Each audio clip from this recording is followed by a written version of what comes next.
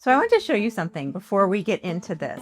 This is the plan that I wish somebody had put in front of me the day that I decided to begin building my seven-figure business. So today I'm going to give you the 6 steps that could take you from your corporate salary to going off on your own in 6 to 12 months or less. So here's the thing about most advice on this topic. It's written for people starting from zero. They tell you to build a skill or find a niche or learn to sell, but you are not starting from zero. You have 10 or 15 or 20 years of real hard-earned experience, and you've already proven that you can get results. So the only thing standing between you and this is that no one has shown you how to package it up yet. So that's what today is for. And before I walk you through each phase, I'm going to draw the whole thing out so you can see where it is that we're going. So if we take a look at this entire process here, and we see that there are 6 stages, somewhere here would be your leave date. And each phase that I'm going to be sharing with you builds upon the last. Like, you don't skip phase 2 or 3, and you don't go back to phase 1 once you've moved on. Because the reason why so many people never leave corporate, it's not a lack of courage, it's a lack of sequence. They might jump straight to what's going to be in phase 3 without doing phases 1 or 2. Or they spend years and years in phase 1 and they never move on. So the roadmap that I'm about to show you solves for both. Phase 1 is the offer. So let me show you what it is that this looks like. Your offer is very much like an arch. On the left side of the arch is what I'm going to call risk reversal. On the top of the arch is your promise, and on the side of the arch is scarcity. In the middle is your offer. So here's what I want you to understand about this drawing.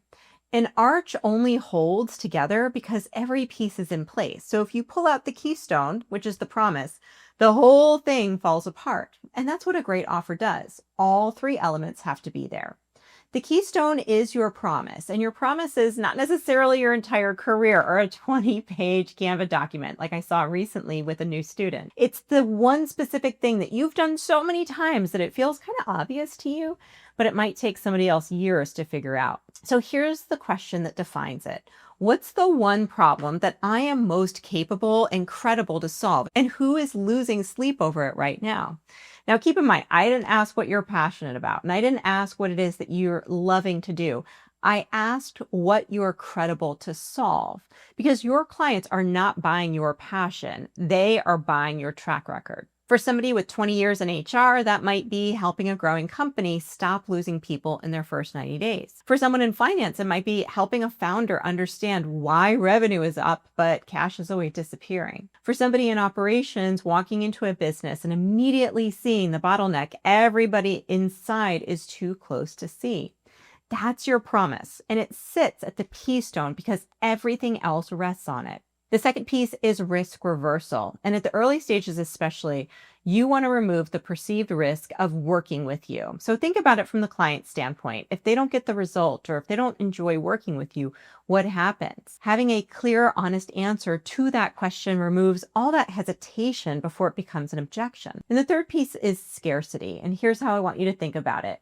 What you're selling is genuinely scarce. There's only a small number of clients that you could take on at a time. That's not a tactic, that's the truth. So you might as well lean in to all 3 of these elements with your offer. Now, the most important thing to remember about this offer is the purpose of your offer is to get a call, not to explain everything you do, not to list every feature about how you deliver. The goal of the offer is to get a call. The goal of the solution, which we'll build in the next phase, is to get the sale. These are 2 different conversations, and mixing them up is one of the most expensive mistakes I see new advisors make. The second phase is your solution. So phase 1 is your offer, and phase 2 is your solution. Once you know the problem, you can package the solution. And this is what you're going to present at the end of a sales call.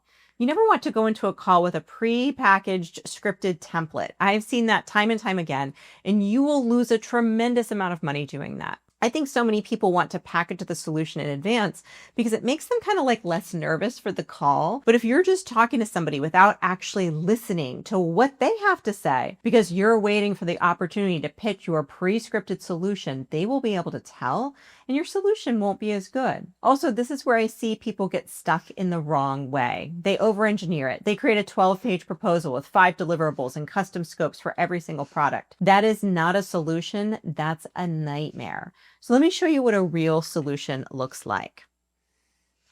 And take a look at this triangle. And the triangle is your solution. And the top is your focus. The next is the format. Finally is your fee. So it's your focus, the format, and your fee. And then all of that goes into your solution. You don't have to show your clients anything complex like this. It can be just something you say or put into a follow-up email. And remember, it doesn't need to be fancy, but if you want to use a drawing like this to explain what you do at the end of the call, you can totally do that too. But remember, this packaging is going to help you avoid selling your hours. You are selling the output of 20 years of pattern recognition or 15 years of experience, and you don't want to end up selling hours for income. So what we're really looking for in these first few stages is 3 clients at maybe $5,000 a month at $15K a month. This is the entire model. This is it. This is working part-time hours with minimal overhead. 3 clients, 10 to 15 hours a week, maybe 3 to 5 hours per client, $15,000 a month. That is real achievable first year practice for somebody with your background. And here's the thing that makes it believable. A company that hires a full-time employee at like $100,000 a year is already spending $8,300 a month. You're not expensive. You are the smarter alternative. The third phase is your first 3 beta clients. So here's the part that so many people don't talk about. Your first client is not going to find you on an Instagram reel. You are going to go out and find them. And I don't mean through like cold outreach. I definitely don't mean paid ads or building an audience. I mean through a deliberate personal conversation strategy. I call this the beta client blueprint. So let me draw this out for you. I'm going to look for the intersection of 3 different types of people. So the first one is people who have seen your work. So this would be ex-colleagues, ex-managers, ex-clients, people that you used to work with, people that you've interacted with. And then this is going to be connectors. People you know with the problem that you can solve. So connections, peers, community.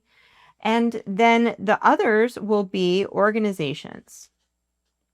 So these are people that you just maybe do business with and you're familiar with their organization and they're familiar with you. And remember, you're not posting to LinkedIn and waiting. You're picking 3 to 5 people from these circles and having one honest conversation. And this isn't a pitch, it's just a conversation. It can be something like, I'm moving into consulting and I'm working with a small founding group at a special rate. And I'd love 20 minutes to just see if what I do could fit what you need. And that's the entire strategy at this stage. And your first client will almost always come from an existing relationship. It will come from one of these 3 places. It will not come from content. It will not come from a funnel. It's going to come from somebody who already knows and trusts you. And this is where I see so many people completely get derailed. They wait until the website is done, or they wait until LinkedIn profile is polished, or they wait until they feel ready. But what I want you to do is have the conversations first. I want you to build everything else around the people that you're already connected to. Phase 4 is to deliver. So once you have your first client, your job shifts. Most new consultants make one of 2 mistakes here. The first mistake is over delivery. So you become a full-time employee at a part-time price. And mistake 2 is that there's no outcome. So mistake 1 is that you just get totally overwhelmed. You're like, oh my gosh, this is just terrible. And mistake 2 is that you're busy, but there's no target. you just end up doing all of this different work. The antidote to both of these is a structured plan, a structured framework. And the framework that I use to run every single client engagement is called the LEAP method. So the LEAP method is something that I teach all of my students. It's what I use with my clients to generate millions of dollars of revenue. The L in LEAP stands for limiting focus. So this is where you're going to agree on the outcome that you decide with your client and prioritize ruthlessly. Nothing else gets added. Establishing a plan is the second step. This is where you're going to build a 90-day roadmap together where everybody's on the same page and all stakeholders are completely aligned. The A is about creating assets. So this is where you're going to deliver in a time-leveraged way using frameworks or templates and tools, and you're going to use the same assets across multiple clients. And then P is reviewing progress, and that's where you're going to measure the result and collect the proof and ask what comes next after that initial objective has been achieved. At the end of every 90-day sprint, you start over again with a limited focus and you make sure that you are always asking, what's next? This is how clients renew, and this is how you build a high-ticket, low-volume, recurring revenue business. When you do the first 3 phases correctly, clients don't leave at 90 days. They look at you and they ask, what do we tackle next? And that's how a one-time engagement becomes a multi-year relationship. At the end of every engagement, you want to ask this one question. Do you know anybody else who might benefit from this type of work? And when asked at the right moment in the right tone, that question is how most businesses grow. Phase 5 is to systemize. So by the end of phase 4, if you followed this roadmap, you have at least 3 paying clients, you have at least 1 documented result, and you're starting to see what your process actually looks like when applied in the real world. So this is when you're going to start building the flywheel. So the growth flywheel consists of getting your first clients from your warm network.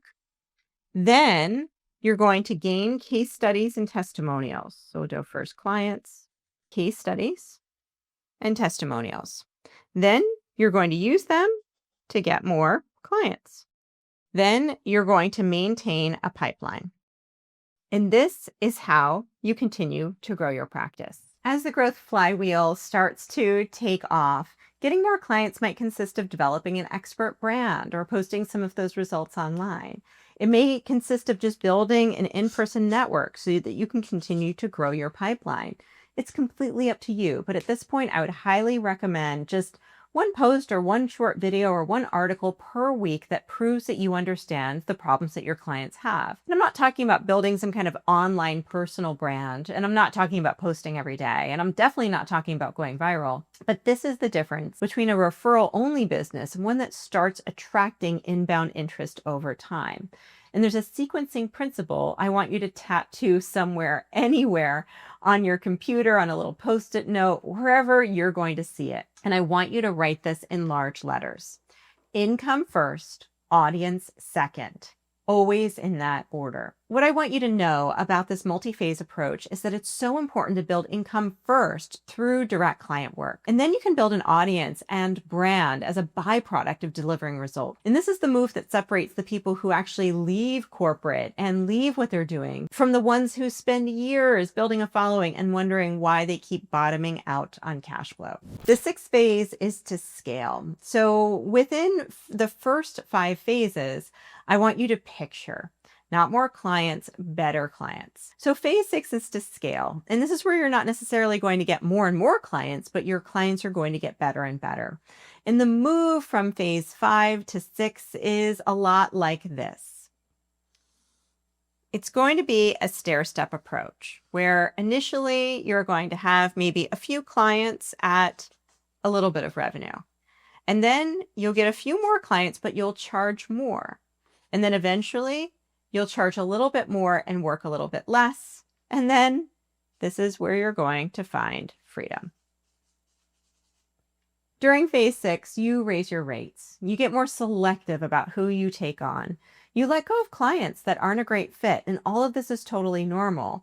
And this is when your offer becomes something that you could grow into various revenue streams. If you wanted to create a mini course or if you wanted to create a group program at this point, you have the cash flow to do it. And most importantly, you have a sense of what works for you in your market. And you get to really see what your real earning ceiling actually is, which is almost always much higher than you thought. So let's go back and show you this whole map at once. The first stage is your offer, and that's your one problem, your one promise, plus risk reversal and scarcity. The second phase is your solution. And this is your three-corner framework and the math that goes along with it. Your third phase is your beta clients. And this is where you're going to have honest conversations and get your first clients in the door. Your fourth phase is to deliver. Your fifth phase is to systemize, and the sixth phase is to scale. At this point, you can choose your leave date really based on your comfort level. Some people get a few clients and they're like, you know what? I'm out. I don't necessarily want to go back to what I was doing. Some people want the safety and security of waiting until they're scaling to leave what it is that they're doing. So they leave here. But the main thing to know is that you don't need an audience to do this. You don't need a website on day one. You don't need to become an influencer or reinvent yourself from scratch. You just need a plan for what you already have. And the people that I work with inside of my program, Expert Freedom, are really the ones that follow this roadmap. And they're not outliers. They're experienced professionals who finally gave themselves permission to be paid what it is that they're worth. So I've built a custom GPT that will walk you through the 3 most important questions to answer before you build your business. And it's designed for experienced professionals who are ready to stop waiting and start moving. The link is in the description. It takes less than 5 minutes and it's going to give you so much clarity. And if you love this video, I highly recommend that you check out my 7-figure roadmap, which is the exact process that I use to grow from 0 to 7 figures working part-time hours and actually enjoying and loving my life. So I'll see you over there.